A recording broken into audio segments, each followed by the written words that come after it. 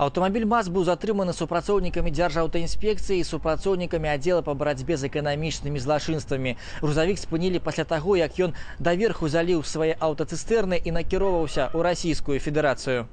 Бензавоз быў спынены каля кантрольна-прапускнога пункта селішчы. Машыне не дазволілі перасекчы мяжу праваахоўнікі. Атрымаўшы аператыўную інфармацыю, яны спрацавалі адладжана і хутка. Спынілі бензавоз і адагналі на стаянку ў Добруж. Ніякіх адпаведных дакументаў на паліва у вадзіцеля пры сабе не аказалася, толькі чэкі з аўтазаправачнай станцыі.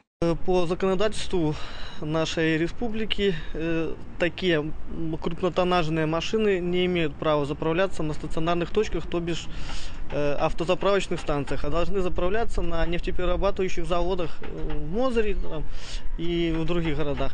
И второе нарушение, что для перевозки такого большого количества топлива, ну а вообще даже более 100 литров с территории Республики Беларусь, нужны официальные документы на право перевозки данного топлива.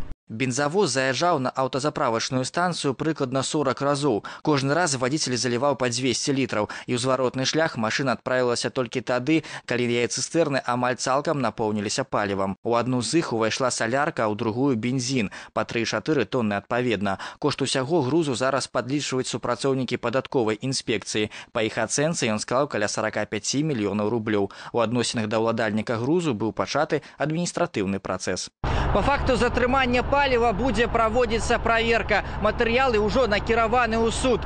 Александр Гамуля, Евген Макеенко, тэлерадыёкампанія «Гомель».